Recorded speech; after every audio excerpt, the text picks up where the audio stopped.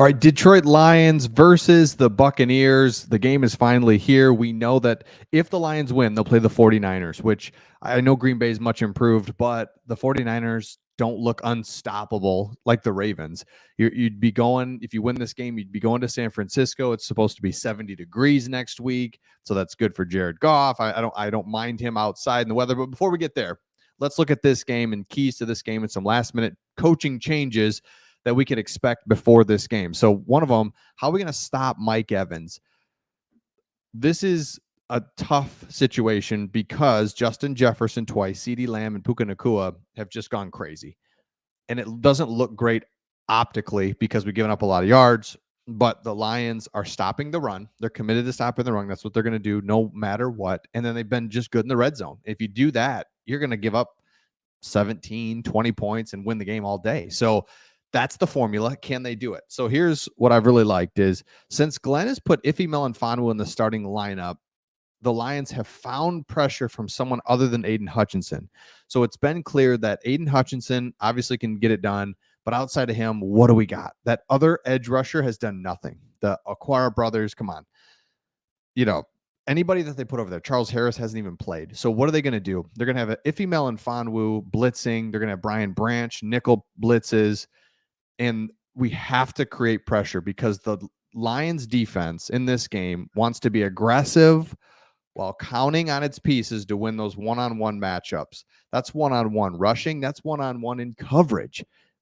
The Lions have to get pressure, though, in this game. And I think that's going to be the change-up is there's going to be some blitzes. There's some things.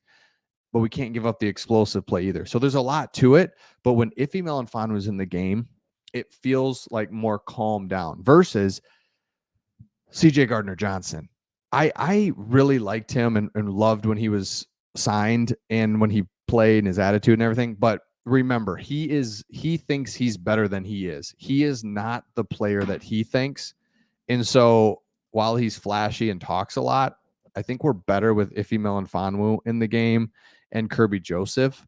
But I do like CJ Gardner-Johnson coming in and doing the rotational piece. Okay, let's look at the next kind of key to this thing is, well, first of all, Dan Campbell has been all over it. Mike Evans, number 13 all week. We got to find a way to squeeze this on Baker. If you let him sit back there and play with rhythm and a hitch, he's dangerous because he will get it up to these guys and give them a chance to make a play. But Evans, man, he's an issue.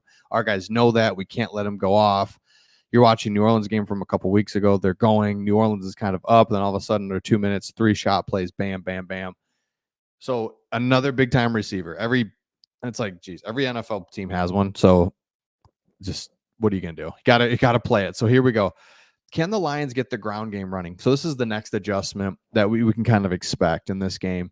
I think, and let me know your thoughts in the comments on this as well. Of course, Craig and I read these. We may not respond to them, but we really learn a lot from you guys. Can we get the ground game going? Why this is so important? Because the Buccaneers are going to do what I would do if I played Jared Goff. I'd blitz him constantly. I'd blitz him. Why? Because he's prone to making mistakes. He thinks he's a little bit more mobile than he is. Saw it last game.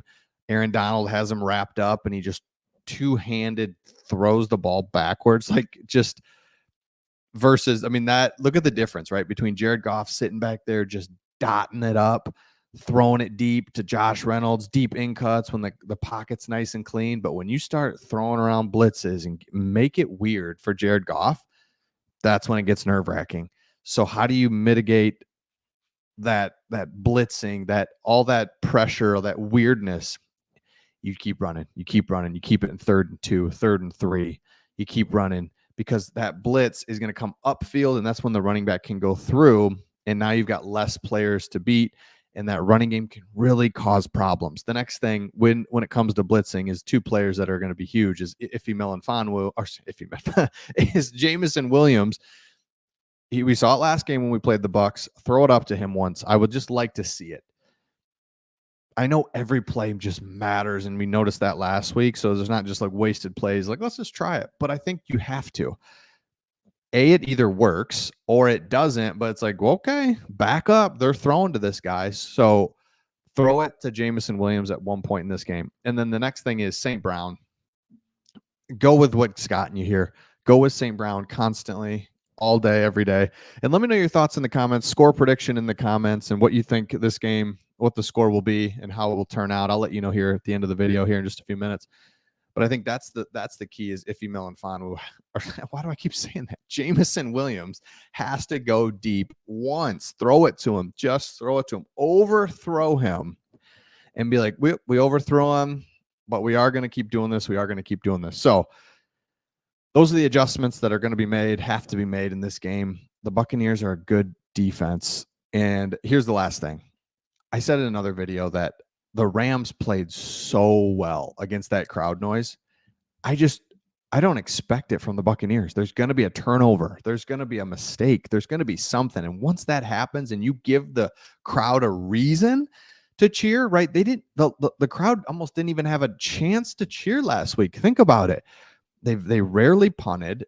They cheered that, when we stopped the Rams inside the red zone, they had to settle for a field goal. But like, where's that when Baker drops the ball, fumble, something weird happens? That's all it's going to take for this crowd to go crazy.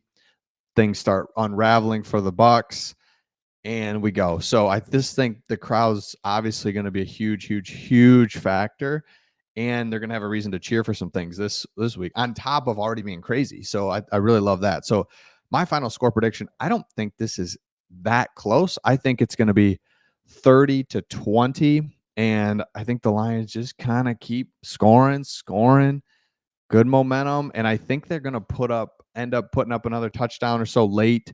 So, it's going to be like 23-20, and then we're going to score, and that's going to kind of be it. So I'm actually predicting the Lions to score more than they probably will. But hey, let's go for it. And I think the Buccaneers are good enough that they're going to score as well. But at the end of the day, the Lions keep them out of the end zone more often than not, and they end up winning this game. So let me know your thoughts in the comments.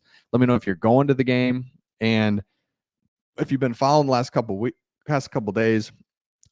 The studio is going to get going. The stuff's been ordered, and you guys have been helping me with what's going to go into this studio. So excited to unveil that. But we've got some jerseys coming in. Did end up going with the Dan Campbell jersey for one of them. Barry Sanders, of course, went with the Oklahoma State jersey just to be a little bit different. I mean, everyone's got a Barry Sanders Lions jersey. Get that. But just kind of the Barry Sanders, man, Oklahoma State was awesome. And so got some other ideas, some different things going on, but we'll see how it all pans out in the studio here. Appreciate that. If you haven't chimed in on that, what would be your man cave jerseys that you would get if you could just dream jerseys, ones that you would always want? Ones that are a little different, off the radar a little bit. So let me know your thoughts in the comments, and we'll see all of you on the next